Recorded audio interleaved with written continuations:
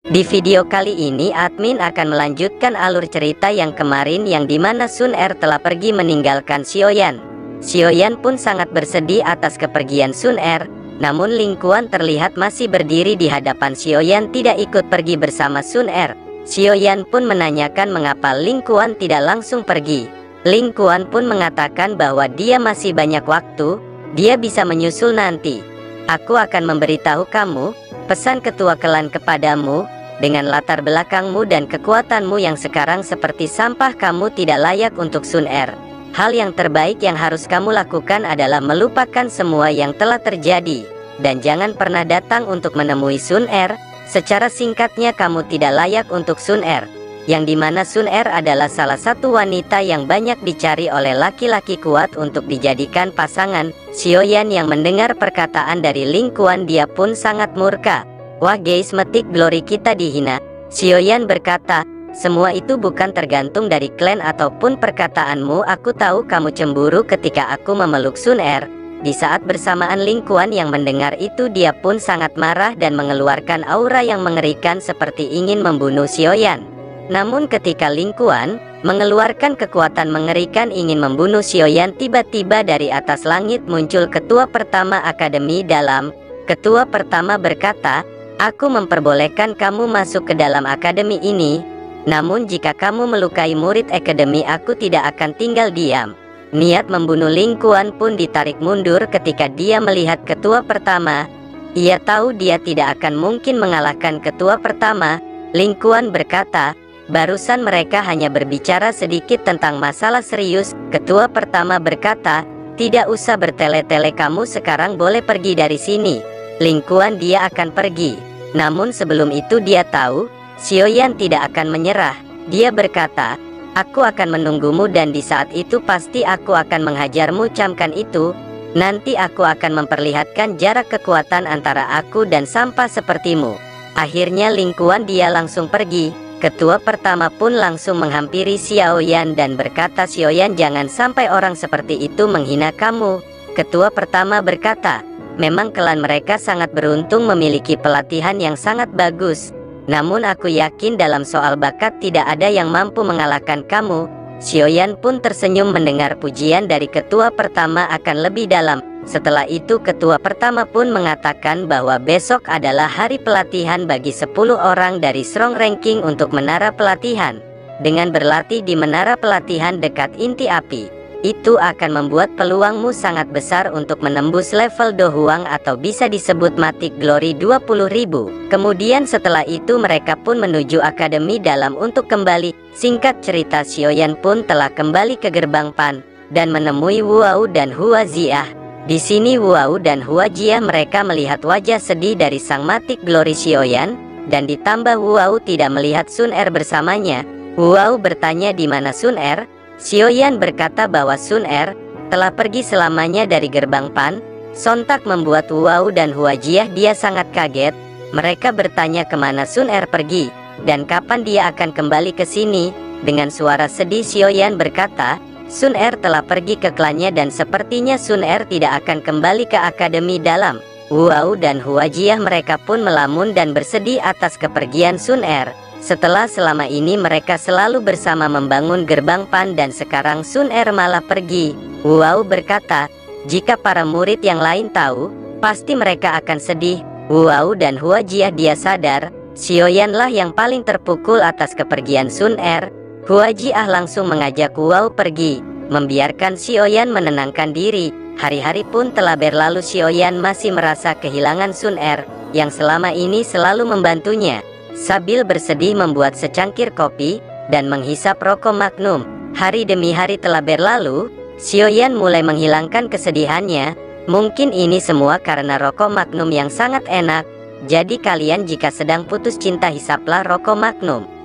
Di luar gerbang Pan, para murid telah menunggu Xiaoyan. Singkat cerita, Xiaoyan keluar dan bertemu para murid yang lain.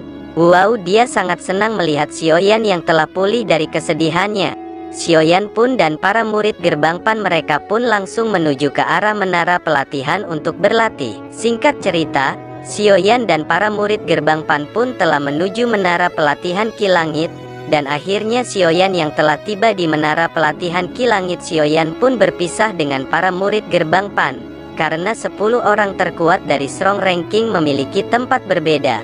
Setelah itu Xiaoyan pun bertemu dengan Lin Suya, Yan Hao dan juga Liu Qing. Liu Qing pun langsung menghampiri Xiaoyan. Dia berkata, "Xiaoyan, ternyata kamu sangat hebat. Aku sebelumnya meremehkanmu, namun aku tahu sekarang kekuatanmu sangatlah mengerikan. Kamu memiliki teknik-teknik yang sangat luar biasa. Dulu lawan yang ingin aku kalahkan adalah Lin Suya dan sekarang bertambah satu yaitu kamu." Xiaoyan pun mengatakan, "Senior Liu Qing, dalam pertarungan sebelumnya aku hanya beruntung bisa bertahan melawanmu." Namun Liu Qing berkata, "Xiaoyan, dalam pertarungan tidak ada sebuah keberuntungan. Itu semua hasil kerja keras dan kekuatan yang ada dalam tubuhmu." Tidak lama setelah perbincangan itu, ketua pertama pun langsung menghampiri mereka. Ketua pertama berniat membawa mereka ke tempat pelatihan untuk top 10 Strong Ranking. Ketua pertama pun mengatakan, "Ayo ikuti aku dan jangan jalan sendiri-sendiri." Mereka pun berjalan perlahan mengikuti ketua pertama ini. Untuk pertama kalinya mereka masuk ke dalam tempat ini, bahkan untuk Lin Suya dan Jian. Setelah lama berjalan, akhirnya mereka semua pun sampai di tempat tujuan. Setelah tiba di tempat tersebut, si Xiaoyan pun melihat dalam ruangan tersebut ada lubang hitam. Ketua pertama pun mengatakan, "Tetap ikuti aku dan jangan mendekat kepada lubang itu." Namun Xiaoyan tentu saja dia merasakan dalam lubang itu ada yang aneh. Tidak lama setelah itu, ketua pertama pun memanggil 2 ketua lainnya dengan melambaikan tangan. Dan 2 sosok ketua muncul. Kemudian setelah itu 2 ketua itu pun langsung mendekati lubang hitam yang sebelumnya Xiaoyan lihat. Dan 2 ketua itu pun langsung membuat segel dalam lubang hitam tersebut. Setelah membuat segel, tiba-tiba ledakan aura panas meledak dalam ruangan kosong tersebut. Dan tiba-tiba muncul cahaya putih yang bersinar berjumlah 11. Ketua pertama pun mengatakan bahwa ini adalah cahaya dari inti api merah. Cahaya ini sangat sulit didapat, bahkan dalam 1 tahun hanya mampu mendapat 4 cahaya. Mungkin cahaya ini tidak berguna untuk berlevel Do Huang. Namun jika seseorang berlevel Do Ling akan menembus level Do Huang, ini sangat berguna. Berlatih di sini sangatlah sulit, biasanya dalam 10 orang dari top 10 Strong Ranking setengahnya akan gagal. Setelah itu ketua pertama pun mengatakan untuk bersiap dan segera menutup mata. Dan setelah itu 10 orang dari top ranking ini merasakan panas yang sangat mengerikan. Dan cahaya sebelumnya langsung menuju ke arah mereka, membuat ledakan yang sangat sakit kepada tubuh mereka. Tentu mereka pun sangat kesakitan dalam proses penempaan inti api merah ini. Ketua pertama pun mengatakan kepada ketua lain agar menjaga mereka agar mereka tidak gagal. Dan setelah itu ketua pertama pun menanyakan bagaimanakah piton api, apakah sekarang dalam keadaan stabil, apakah dia mengamuk kembali. Ketua lain mengatakan sekarang piton api terlihat tidak mengamuk. Namun ketua pertama merasakan ada sesuatu yang aneh, biasanya piton api akan mengamuk. Ketua pertama pun mengatakan sepertinya piton api ini sedang mengumpulkan kekuatan dan akan menyerang segel dengan kekuatan yang lebih besar. Kemudian ketua pertama pun pamit dulu sebentar dan akan mengecek bagaimanakah keadaan piton api. Kemudian cerita pun berpindah kepada 10 orang top ranking yang sedang melakukan penempaan. Mereka pun terus berusaha menyerap kekuatan inti api merah, namun tiba-tiba beberapa murid pun mereka harus gagal. Karena mereka tidak kuat dengan hantaman inti api merah. Terlihat ada 5 orang yang gagal dalam penempaan inti api merah. Cerita pun berpindah kepada Xiaoyan yang masih berusaha untuk menyerap kekuatan inti api merah. Bagaimanapun dia harus berusaha menembus level Do Huang. 3 hari telah berlalu, Xiaoyan dan yang lain terus bertahan, sedikit lagi mereka akan berhasil. Namun di saat bersamaan ketua pertama dia melihat piton api ternyata mulai mengamuk. Ketua pertama sangat terkejut, piton api mengamuk dengan kekuatan besar mencoba melepaskan segel. Piton api ini berusaha mencoba keluar. Di sisi lain Xiaoyan dan murid yang tersisa ternyata akhirnya mereka pun berhasil menyelesaikan penampaan inti api. Namun di saat bersamaan Xiaoyan sangat terkejut, dia mendengar gemuruh dari bawah tanah dan dibarengi dengan teriakan ketua pertama. Xiaoyan yang sudah merasakan sesuatu, dia pun sangat senang. Akhirnya piton api mulai mengamuk karena tujuan Xiaoyan ke akademi ini untuk menelan inti api merah. Ketua pertama pun segera memerintahkan mereka semua untuk pergi keluar dari menara pelatihan. Para murid yang lain pun segera menuju ke arah luar, namun Xiaoyan, dia masih memperhatikan lubang hitam yang sebelumnya. Dengan bantuan inti api biru dia pun merasakan ada kekuatan besar di bawah lubang itu. Namun salah satu ketua melihat Xiaoyan dan langsung memerintahkannya segera pergi. Xiaoyan mau tidak mau dia pun langsung membawa Jian bersamanya yang sama-sama penasaran. Akhirnya Xiaoyan dan para murid yang lain pun mereka keluar dan Xiaoyan melihat lonjakan energi yang sangat kuat di menara pelatihan ini.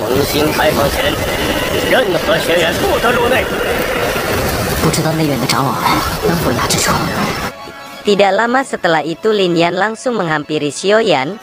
Kemudian Lin Yan berkata, "Xiaoyan, apakah kamu tahu apa yang sedang terjadi di sini?" Kemudian Xiaoyan pun akan menjawab perkataan Lin Yan. Namun Jian pun langsung mengatakan bahwa itu adalah pemberontakan api di bawah menara ini. Itu telah terjadi sejak lama. Namun pemberontakan api itu sekarang lebih besar dari dulu. Xiaoyan pun sangat terkejut, ternyata Jian juga mengetahui api yang disegel di bawah menara pelatihan ini. Xiaoyan mengatakan piton api akan benar-benar keluar jika dia menghancurkan setiap segel dari ruangan ini. Barulah piton api itu bisa keluar. Namun setelah lama ledakan kekuatan besar masih terpancar dari pelatihan menara kilangit. Ledakan yang sangat besar pun masih terus terjadi. Namun piton api terlihat dia belum mampu menghancurkan segel yang telah dibuat oleh para ketua. Xiaoyan pun bertanya kepada gurunya bagaimanakah cara mengalahkan piton api itu. Xiaoyan dia tahu piton api itu memiliki kekuatan yang sangat mengerikan. Guru Xiaoyan pun mengatakan kamu harus bersabar, kita lihat apa yang terjadi dengan para ketua yang melawan piton api tersebut. Tidak lama setelah itu para ketua pun muncul kembali dan memerintahkan para murid untuk benar-benar menjauh di menara pelatihan. Ketua pertama pun mengatakan segel ini tidak akan bertahan lama, aku harap kalian pergi dari sini agar kalian tidak terluka. Setelah mendengar itu para murid mereka langsung menjauh dari menara pelatihan. Sedangkan Xiaoyan dia masih berdiri di bukit. Dia memantau bagaimanakah keadaan para ketua yang melawan piton api tersebut. Tidak lama setelah itu ada 20 orang para ketua mengelilingi menara, mereka pun telah bersiap untuk melawan piton api yang mencoba keluar. Tidak lama setelah itu ledakan yang sangat besar pun terjadi kembali. Ledakan ini sampai-sampai menghancurkan menara pelatihan dan muncullah magma dari bawah tanah. Dan benar saja setelah ledakan yang sangat mengerikan itu, bayangan piton api keluar. Xiaoyan pun sangat terkejut ketika melihat piton api itu sangat mengerikan. Para ketua pun segera bersiap untuk membuat sebuah segel. Ketua pertama pun segera memerintahkan mereka agar dengan cepat membuat segel, menahan piton api. Piton pun mengeluarkan desis dan mengeluarkan kekuatan yang sangat mengerikan. Sedangkan Xiaoyan masih melihat dari jauh, dia pun menggunakan inti api biru untuk bersembunyi dan menahan panas dari magma yang mengalir. Cerita pun berpindah kepada Black Corner. Ada seseorang yang merasakan kekuatan dahsyat sedang muncul, yang tidak lain itu adalah Kaisar Obat Han Feng, atau bisa disebut Pajar Satboy. Han Feng adalah alkemis tingkat 6, dia adalah orang yang disegani oleh semua orang di Black Corner. Bahkan orang yang berlevel Dojong pun akan menghormati Han Feng Satboy. Han Feng pun langsung berdiri, dia merasakan ada kekuatan muncul di arah utara. Hun Feng pun menjentikkan jarinya dan keluarlah api surgawi milik Han Feng berwarna biru mengeluarkan panas yang sangat mengerikan. Tidak lama setelah itu dia pun memanggil seseorang pengawalnya dan langsung memberikan sejumlah emas kepada orang tersebut. Han Feng Satboy berkata agar memanggil orang-orang kuat untuk segera berkumpul. Di antaranya ketua sekte tanah, sekte 8 gerbang dan sekte darah untuk datang membantunya. Han Feng pun dia sangat senang, akhirnya dia menemukan inti api merah. Yang ternyata inti api merah itu bersembunyi di akademi dalam. Dia pun berniat untuk menelan api surgawi kedua ke dalam tubuhnya. Han Feng Satboy tertawa terbahak-bahak, namun tawanya pun terhenti ketika dia batuk. Han Feng berkata andai saja orang tua itu memberikan mantra api ketika dia berlatih, maka ini semua tidak akan terjadi. Kemudian Han Feng mengingat perkataan orang tua itu bahwa dirinya memiliki pikiran yang sesat. Sepertinya orang tua yang dibilang Han Feng ini adalah guru Xiaoyan. Han Feng pun berkata, sekarang pemurnian obatku lebih hebat dibandingkan orang tua itu. Dia pun terlihat sangat marah kepada orang tua tersebut. Kemudian setelah itu cerita pun kembali kepada Xiaoyan yang melihat para ketua sedang berhadapan dengan piton api. Terlihat ketua itu pun menghadapi piton api dan beberapa kali para ketua pun dihajar oleh piton api, yang membuat para ketua pun terpental. Benar-benar piton api ini sangatlah kuat, bahkan para ketua pun sangat kewalahan menghadapinya. Xiaoyan pun masih melihat para ketua menghadapi piton itu. Bahkan para ketua sampai-sampai memuntahkan darah untuk menghadapinya. Kemudian Xiaoyan pun langsung menanyakan kepada gurunya, "Guru, kapankah aku harus membantu mereka? Bukankah kita akan mengambil inti api merah itu?" Guru Xiaoyan berkata, "Xiaoyan, bersabarlah, aku merasakan ada kekuatan besar dari utara yang sedang menuju ke arah sini. Jadi kamu harus tetap bersabar melihat situasi sampai keadaan yang dapat menguntungkan kita." Xiao San yang mendengar itu, dia pun langsung menuju ke atas langit dan melihat ke arah utara, dan benar saja Xiaoyan yang melihat ada beberapa orang yang telah menuju ke arah sini. Kemudian Xiaoyan melihat dengan jelas ternyata orang-orang itu adalah beberapa para ketua yang tidak lain mereka para ketua akademi luar. Mereka datang untuk membantu menahan kekuatan piton api. Cerita pun berpindah kepada ketua pertama yang melihat para ketua akademi luar yang muncul untuk membantunya. Ketua pertama pun sangat lega. Akhirnya para ketua akademi luar pun muncul untuk menahan kekuatan piton api ini. Kembali kepada ketua Hugan yang telah sampai, ketua Hugan memerintahkan ketua lain agar membantu ketua yang sudah kelelahan. Mereka pun berganti posisi dan membuat segel untuk menahan piton api ini. Walaupun para ketua akademi luar lebih lemah, namun mereka memiliki pertahanan segel yang tidak kalah dengan para ketua akademi dalam. Ketua Hugan mengatakan, "Piton api ini harus segera disegel, jika dibiarkan lebih lama aku khawatir kita semua tidak mampu menahannya." Ketua pertama pun mengatakan, "Benar sekali, sepertinya piton api harusnya sudah kelelahan, dia telah banyak mengeluarkan kekuatannya untuk melawan kita. Sekarang para ketua akademi dalam mereka memulihkan diri untuk serangan berikutnya. Sedangkan sekarang para ketua akademi luar mencoba mengulur waktu." Kemudian cerita pun berpindah lagi kepada para ketua akademik dalam yang masih bertarung dengan piton api. Ketua pertama yang telah memulihkan kekuatannya, dia pun berkata, "Sekarang kita keluarkan kekuatan kita secara bersama-sama dan membuat segel pelindung." Para ketua pun masih terus bertarung dengan piton api yang mengamuk, mencoba menghancurkan segel yang dibuat oleh para ketua. Walaupun para ketua akademi luar dan akademi dalam telah bergabung mengeluarkan kekuatan mereka, ternyata masih sangat sulit untuk menaklukkan inti api merah atau piton api. Beberapa kali mereka pun kembali terpental akibat serangan mematikan dari piton api itu. Ketua pertama pun mengatakan, "Sekarang keluarkan doki kita secara bersama-sama dan serang secara bersama-sama." Dengan serangan serentak piton api itu ternyata berhasil ditekan oleh para ketua ini. Piton api ini sudah hampir masuk kembali ke dalam menara pelatihan.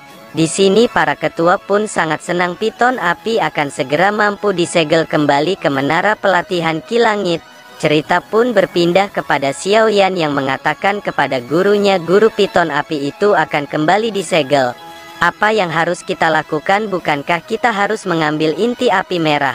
Guru Xiaoyan pun masih mengatakan, "Xiaoyan, tetaplah tenang dan lihat situasinya yang akan terjadi." Cerita berpindah kepada para ketua yang akan menyegel piton api itu lagi.